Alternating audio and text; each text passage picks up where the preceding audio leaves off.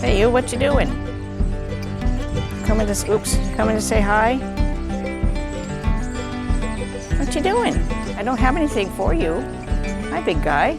Oh, what you doing? Is that Billy? Hi, Billy. Look at that.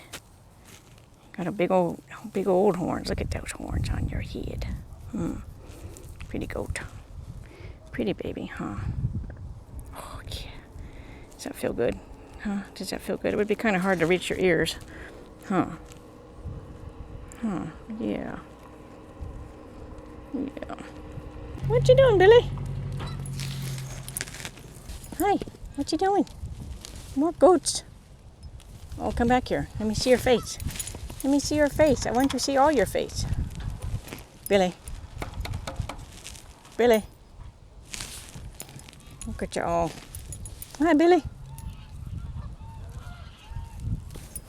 Hi, Jack. He's pretty, Jack, huh? Hi, Jack. So, we're back again with another mental meander. I thought, the other day when we did that anxiety video that we kind of talked a little bit about challenging negative thoughts. So how do we do that, right? We already did a video on 5 senses, which is a way to ground yourself. Doesn't necessarily challenge those negative thoughts, but it's a grounding exercise. So what about the thoughts themselves that cause you to be anxious? Well, you can challenge them. Sometimes you can challenge them with just flat out information. Sometimes people worry about things that they see in the news or hear in the news, or those true crime podcasts that everybody's watching or listening to now. Those things can really cause a lot of anxiety, and people don't realize it until the anxiety hits, and then they go, oh, I probably shouldn't have listened to this. Hi, Mr. Dragonfly. Oh, aren't you pretty?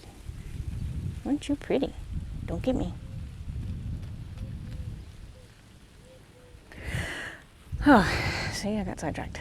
So if you have one of those anxieties that's like a legitimate concern, like a true crime podcast might lead you to believe, do a little research and see how common stuff like that is in your area. So let's say you hear about a school shooting or a mass shooting in a mall or something somewhere. Do a little research. Is that really a common thing in the area where you live? Is that really a common thing in the area where your family and friends live or where they hang out? Maybe yes, maybe no. Lots of times it's no. And so if it's no, or if it's already happened once, what are the odds it's going to happen again?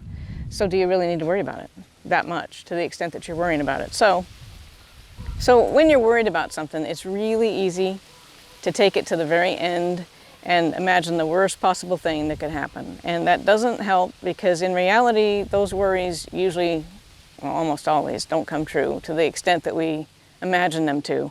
So what could happen is not the same thing as what will probably happen. And more than likely, what probably will happen, not what you imagine will happen.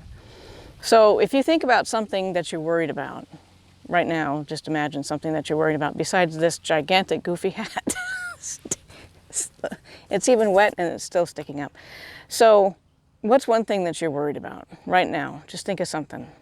So whenever you start to worry out of control, answer these kind of questions. So what are some clues that your worry, whatever it is you're worried about, will not come true, or at least not come true to the degree that you're imagining?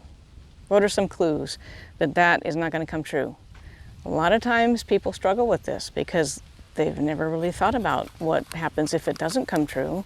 It's always, oh, it's going to come true, and it's going to come true exactly like I imagine it, and then it doesn't, and then they just move on in their lives. So if you're worried that you're worried about that thing that you're worried about, if your worry does not come true, what's probably going to happen instead? In reality, what's probably going to happen instead?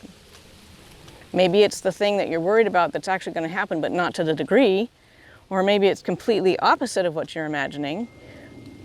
Somebody's dinging me on my phone. So if your worry does not come true, what's going to happen instead? And then, if your worry does come true, how are you going to handle it? How are you going to handle it? Sometimes having a plan or having an idea of how to handle such and such thing can help you worry less. If you are prepared, you shall not fear, right? If you are prepared, your fear is reduced, usually. So, how will you handle it, and then will you eventually be okay? In some way, will you eventually be okay if your worry does come true? And then, last but not least, after you answer those questions about that thing that you originally started worrying about there in the beginning, by answering those questions like, okay, if it doesn't come true, what are some clues that it's not going to come true? Has your worry gone down any? So if you rated it up here at the top, at the beginning, when I asked you to worry about something, if you went back and thought, okay, when I worried about that thing, it was probably an 8 out of 10. And now, after answering the questions like, what are some clues that my worry is not going to come true? Now it's more like maybe a 6, maybe a 5, maybe a 2, who knows? Hopefully it went down a little bit, but that's the point. So going back, again, recapping, so what's something you're worried about? You can scale it like 0 to 10, 10 being I can't handle it, I'm going to lose my mind. And then what are some clues that whatever it is that you think is going to happen will not come true? And then if your worry does not come true, what's probably going to happen instead? And then if it does come true, how are you going to handle it? And are you going to eventually be okay? And then rate your worry again as has it gone down from whatever it was that you started at. So, I'm watching the geese. You want to see the geese? Okay, you talked me into it. Aren't they pretty? The goosies. There's some turtles out there too. Just getting out too. If you're anxious, if you're just naturally anxious by nature, and some people are, just getting out someplace that's calm and relaxing can really help. Oh, here comes some more. Ooh, splash landing. Oh, here comes some more.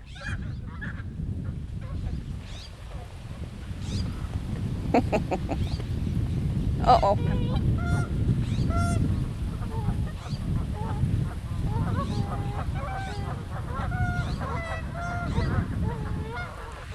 Ooh. They're water skiing.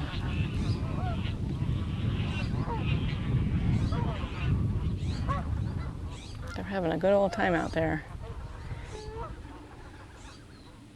These guys are still just marching along. So that was basically it on challenging negative thoughts for the moment. We can do this again another time.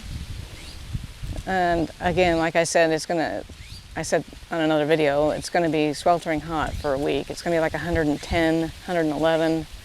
That's too hot for man or beast. The geese have the little bit of water that's actually here. It has gone down dramatically, but they've got some water. Anyway, so I'll be back again. So until then, take it easy and I'll see you later.